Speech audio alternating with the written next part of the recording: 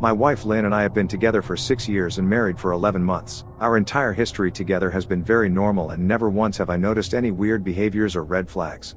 I can't stress enough how out of character this whole thing is for her. Lynn is very kind, intelligent and thoughtful. She's always been the no-nonsense type of person.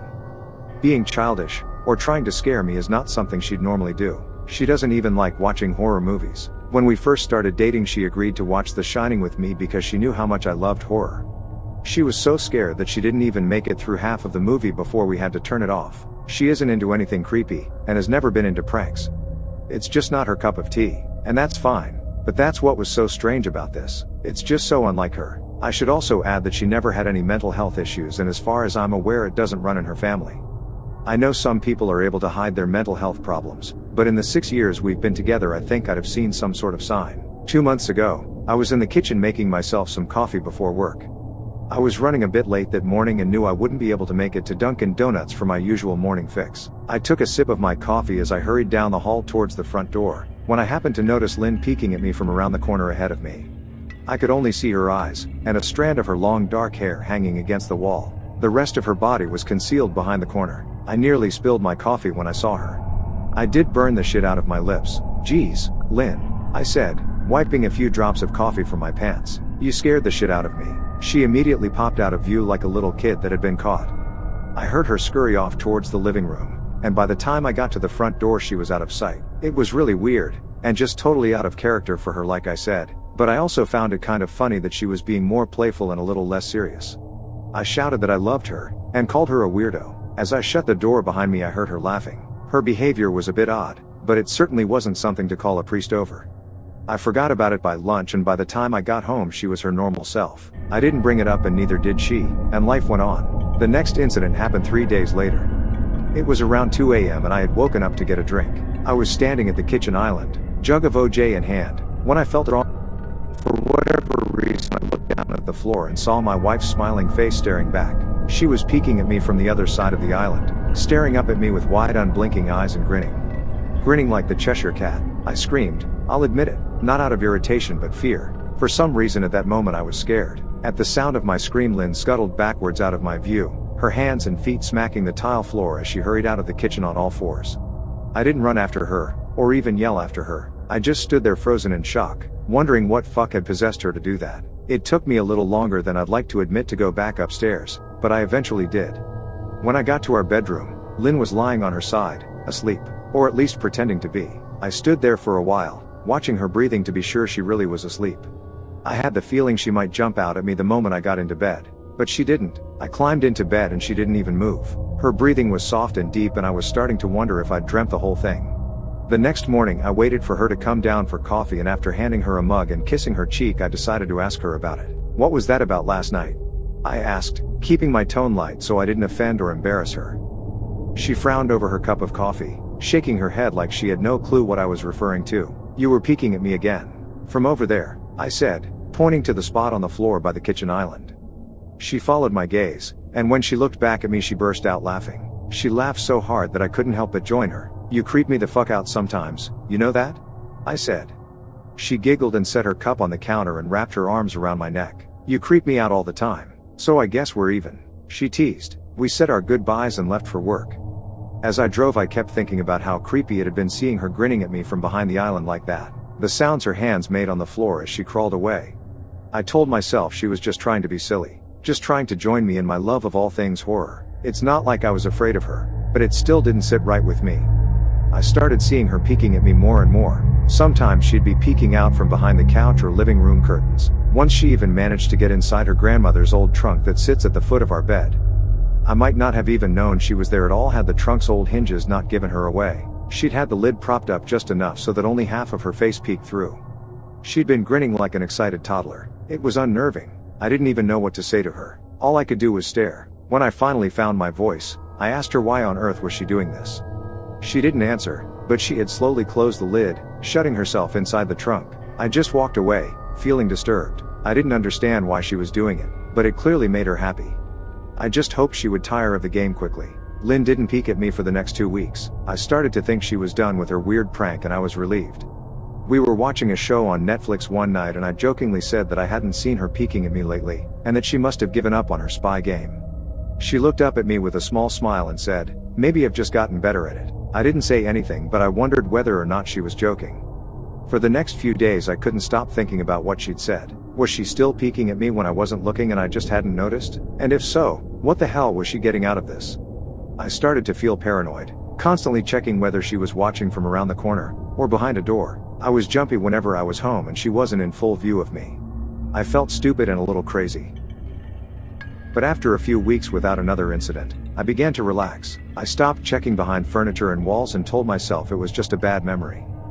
Then a few days ago things got so much worse. Lynn left to go to a friend's, and I lounged on the couch and played a couple games on my laptop. Around 9 p.m. I hopped in the shower, and as I was washing the soap from my hair, I felt that awful feeling that I was being watched. I slowly opened my eyes and almost had a fucking heart attack. Lynn was peeking from behind the shower curtain, her entire head stretched into the shower, leaving just her body outside. Her long dark hair hung against the curtain, the ends dripping with water. Her mouth hung open in a terrible grin, eyes wide and red, as if she hadn't blinked in a while. I screamed and jumped back against the wall. She didn't move, nor did her smile waver. Her makeup ran down her cheeks in 2 black streaks. She looked giddy and completely deranged. I was fucking terrified. We stood like that for a few moments, neither of us saying a word. Finally, after what felt like forever, she slowly pulled her head back out of the shower, and I watched her blurry figure through the curtain as she moved backwards towards the bathroom door. A second later the bathroom door slammed shut, hard enough to rattle the mirror. I screamed again, and jumped out of the shower to lock the door. I stayed inside the bathroom for over an hour. Maybe I overreacted to some of you, but joke or not, I wasn't going to put up with the crazy shit anymore. That's what I kept telling myself as I paced in my bathroom, stopping to listen at the door every few minutes. Suddenly I heard a muffled sound, and I pressed my ear against the bathroom door, straining to listen. I couldn't hear anything, but I envisioned Lynn standing on the other side of the door, giggling at her joke. I felt a surge of anger. I was beyond pissed at being made to feel scared in my own house, and made to hide in the bathroom for an hour. All for what? Some joke? If it was a joke, it was an awful one. What the fuck, Lynn? I snapped. This shit is getting really fucking annoying. I waited for her to apologize, or to call me a jerk. But instead I heard a faint moan, so quiet I wondered if I heard it at all, and then complete silence. Lynn? I called out, not able to even hide the shakiness in my voice. I got no response, just my own heavy breathing. I swear to God, just fucking stop it, I yelled, pounding my fist on the door. I waited for her to cuss me out, something I would expect from me talking to her like that. I never screamed at her before, but there was nothing, just the occasional drip from the shower head. I won't deny that I was scared, too afraid to open the damn door and face my own wife. I waited another 30 minutes or so, which feels like a fucking lifetime when you're scared. Finally I decided I wasn't going to spend the night hiding in my bathroom, so I got down on my knees and peered under the door. I almost expected to see her face peeking back at me, but thankfully I didn't. I could see straight down the hallway to the top of the stairs, but no Lynn. I didn't know if I should be happy about that or not. I looked for a few minutes, waiting to see her head pop up over the top step, but it never came. I stood up, my hand hovering over the door, and mentally prepared myself to open it. I slowly turned the lock with shaky fingers, and was about to yank it open when I heard a sound that still makes me feel nauseous when I think about it. A moan, louder than before, but this time I was able to tell just where it was coming from. I turned my head to the closet door as if in slow motion, and locked eyes with my wife, who was peeking out at me from the slight gap. Her eyes were still wide as ever and her mouth was hanging open in the most grotesque gaping smile I'd ever seen. I didn't even scream. I was too scared for even that. Her hands were clasped to her chest, body trembling with sheer delight, as if she could barely contain her excitement. A short raspy moan bubbled up from her throat, deep and raw, sending a shiver through my entire body. Somehow I found the ability to pull the bathroom door open and ran as fast as I could all the way down the steps, snagging my keys and phone from the table in the living room before running outside to my car. I could hear her shrill laughter behind me, but I didn't hear her getting closer. I didn't bother shutting the front door. I drove away from the house faster than I legally should have, shivering the entire time, either from fear or the cold. Maybe a little of both. I hadn't grabbed a coat or even a pair of shoes. I was still in my boxers and my hair was still damp. I drove straight to my brother Chris's house about 40 minutes away, ignoring any and every call and text I got.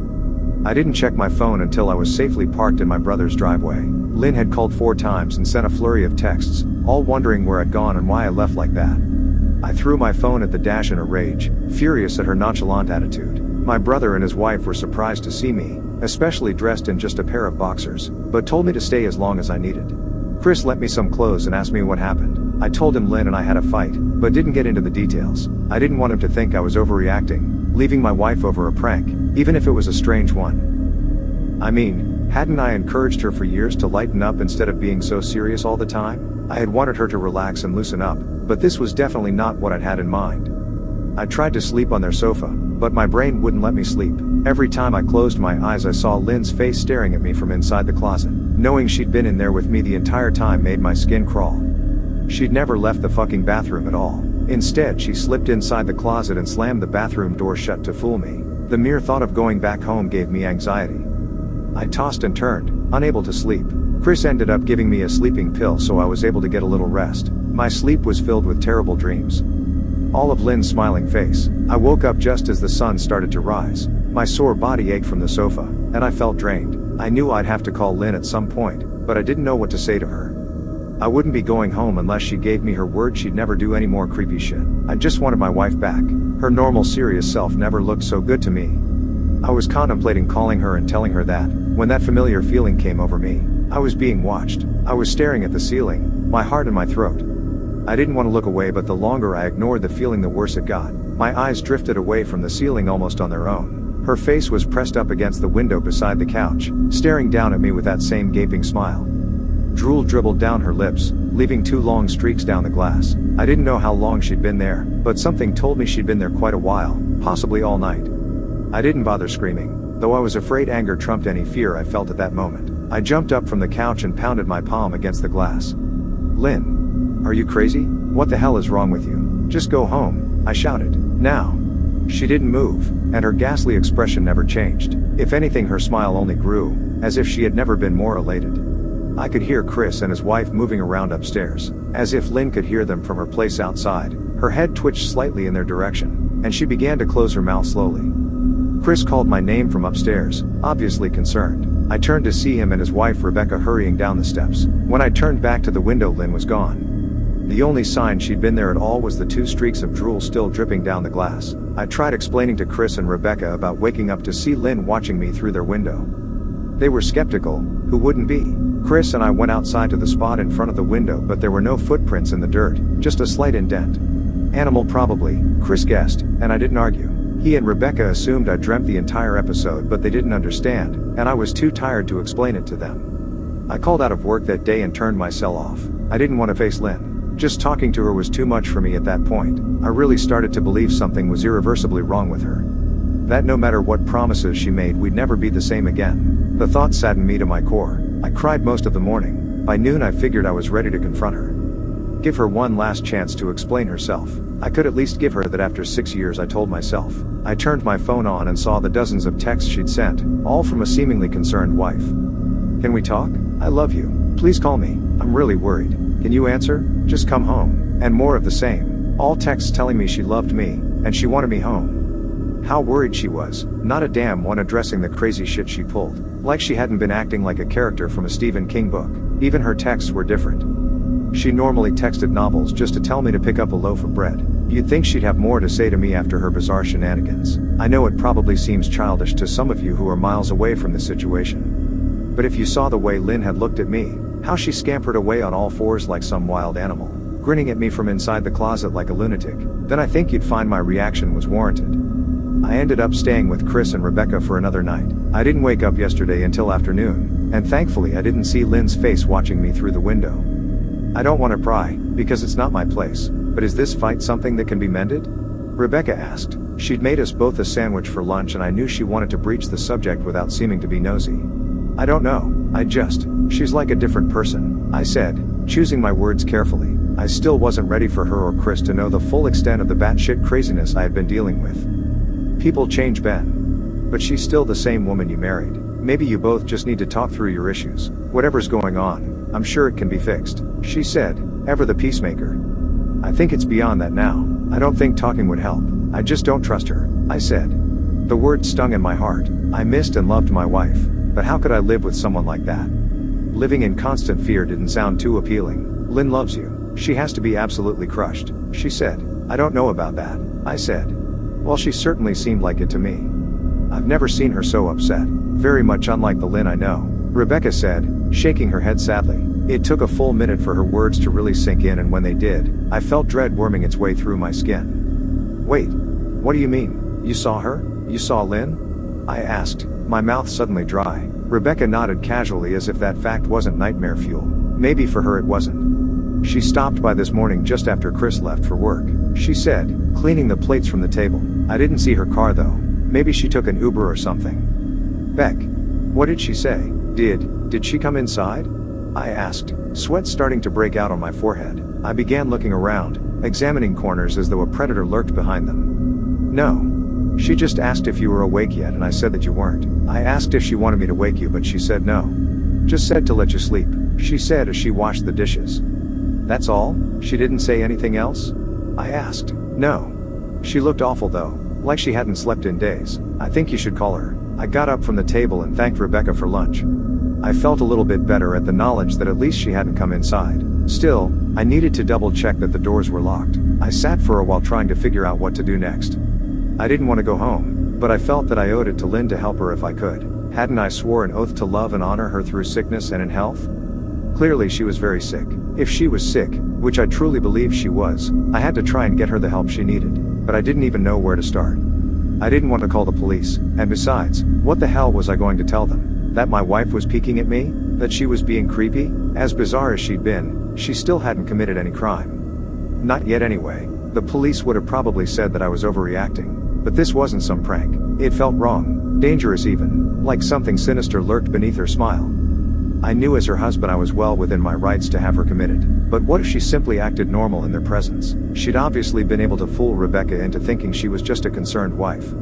As long as the doctors didn't find her a danger to herself or others, they'd have no choice but to release her after 72 hours. I felt lost and overwhelmed. So I did what any husband in my position would do. I called her mother. I didn't want to, believe me. Her mother, Mary Ann, and I were never on the best of terms.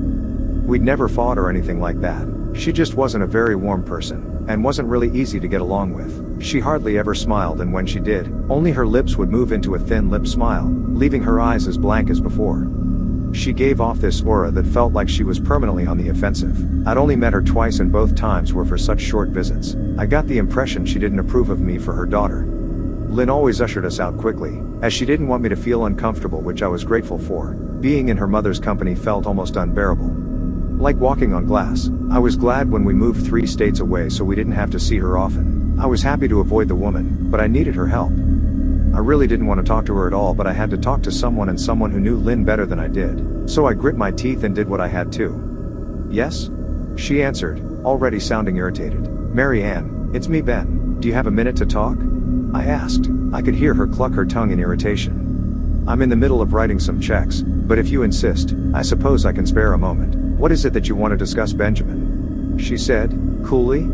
"It's about Lynn. She's been acting strangely, and I was wondering if you had any idea whether there was something." I was quickly interrupted. "It's a bit difficult to follow your rambling, Benjamin. What is that you want from me?" she asked. I could almost see her standing there in her thin sweater and slacks, tapping her fingernails impatiently on the table. "I wanted to know if you'd ever noticed any odd behavior? Or possibly any mental health issues?" I asked. There was a long, uncomfortable pause that I couldn't tell was because she was just thinking, or something else. Finally, after a few seconds, she spoke. "I'm not sure if this is one of your jokes, Benjamin, but if so, I don't find the humor in it. Now I do have business to attend to, as I've said, so if you don't mind," she said, but I cut her off before she could get rid of me. "Mary Ann, it's not a joke. I'm sincerely concerned about Lynn's mental health. Her behavior has been very erratic lately. I'm very worried about her, and I figured as her mother you would be as well," I said, my frustration evident in my voice. "If you're truly concerned, then I suggest you get the health professionals involved. I don't know what you expect of me," she snapped. I could tell she was seconds away from hanging up, and for some reason I was desperate not to let her. I had the feeling that she knew a lot more than she was letting on.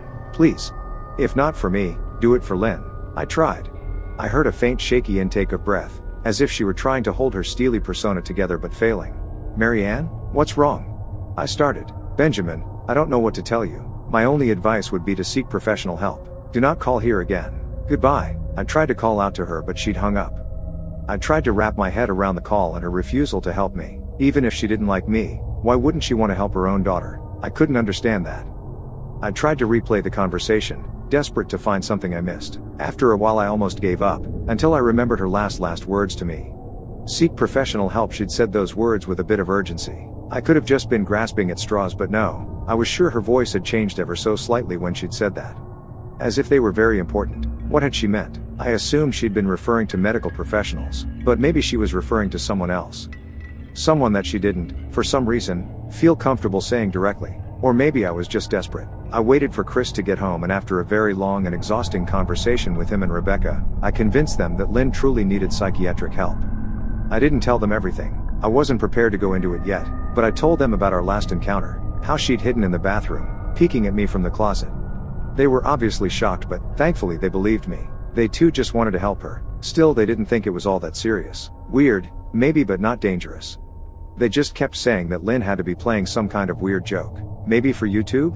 Rebecca offered, if only half-heartedly. Chris didn't think we should involve the police just yet. He offered instead to go with me, and I readily accepted. He reasoned that calmly talking to her, trying to coax her into going willingly, was the best recourse. I agreed to do it his way. At least I wouldn't be going into that house alone. We drove over this morning, just after breakfast. There was no way I was going at night.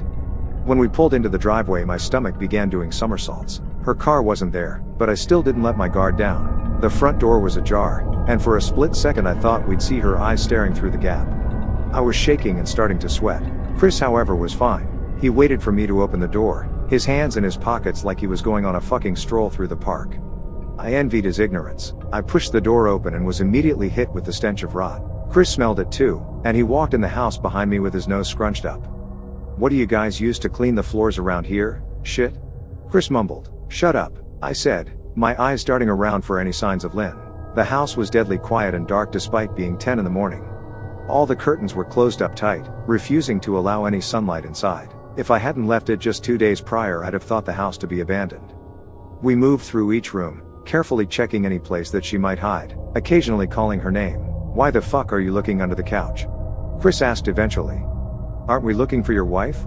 He was looking at me like I was a moron. Let's just go upstairs, I whispered. He shook his head but followed me up the stairs to check the bathroom and spare bedroom.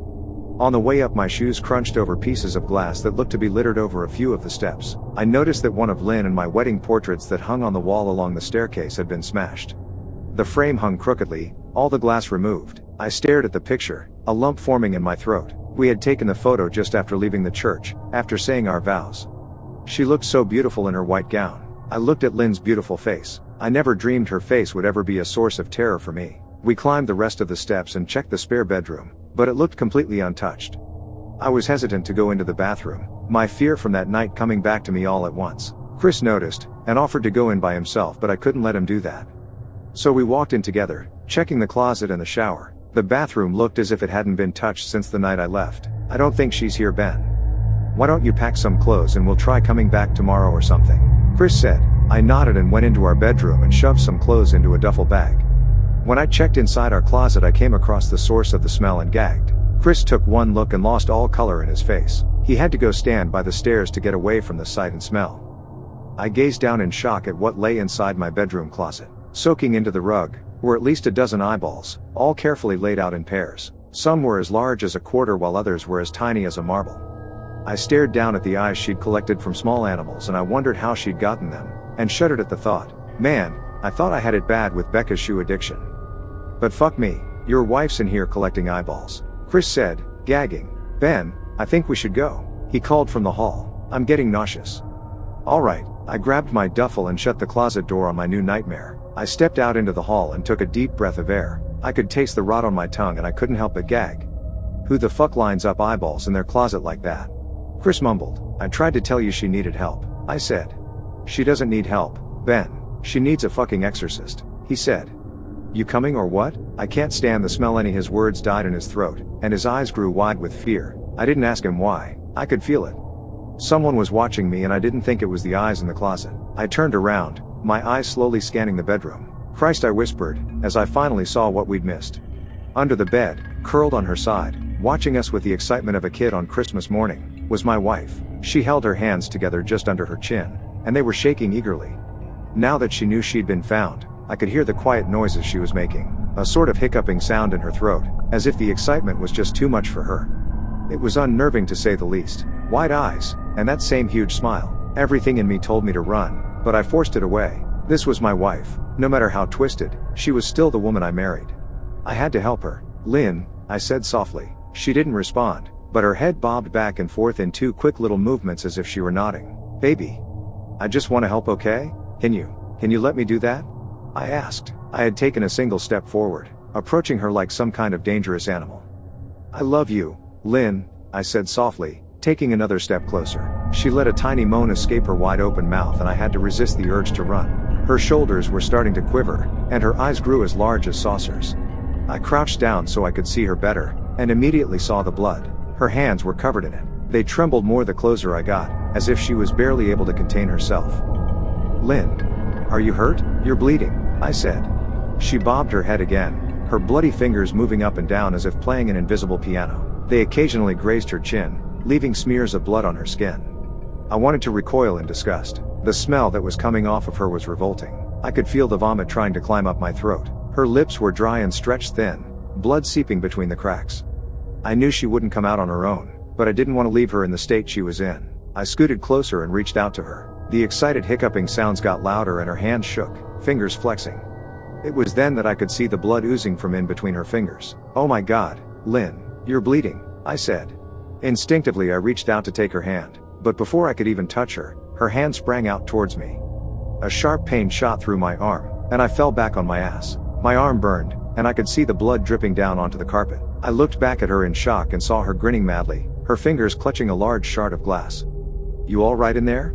Chris asked from behind me. I turned my head slightly, and nodded to him, cradling my arm to my chest. When I turned back to face Lynn, I saw that her focus had shifted. She wasn't looking at me anymore, and she wasn't smiling anymore either. She was staring past me, her eyes glaring at Chris the way a hungry lion might stare at an antelope. Her mouth was still hanging open, but it was twisted into a snarl. I got to my feet, and began walking backwards down the hall, afraid to take my eyes off her. "Are you bleeding?" Chris asked. The moment the words left his mouth, Lynn started fast scooting out from under the bed, the glass shard still in her fist. "Chris, run. Go," I yelled. He must have been too afraid to move, because a second later I felt my back bump into him. He was still standing at the top of the stairs, staring at the horror that was my wife. Lynn had crawled completely out from under the bed and stood in the bedroom doorway, her face twisted in rage. Her whole body was visibly tense. Blood ran down her fingers and onto the floor. "Jesus, Lynn," Chris said, "You, playing hide and seek?" I reached back and pushed him towards the steps. "Move your ass, Chris," I said as quietly but firmly as I could. Lynn bobbed her head in fast, sharp motions, and began to grin, stretching her mouth open wider and wider so that her chin seemed to touch her chest. I heard Chris mutter a prayer, and then he was running down the stairs. I stood at the top of the steps, stuck between the love for a woman who clearly needed serious help, and self-preservation. "I only want to help," I said, choking back tears. Her eyes focused on me once again as she slowly lifted the glass, holding it out in front of her, and then she started sprinting towards me, grinning with utter excitement. Thankfully my body took over and I flew down the stairs, skipping 2 or 3 at a time. I made it to the front door before I felt her leap onto my back, wrapping her arms around my neck, her open mouth next to my ear so that I could hear those terrible hiccuping sounds up close. I shook her off me, knocking her to the floor. I felt a searing pain in my back as she went, but I tore open the front door and bolted to my car. Chris was standing in the front yard, talking on the phone with the police.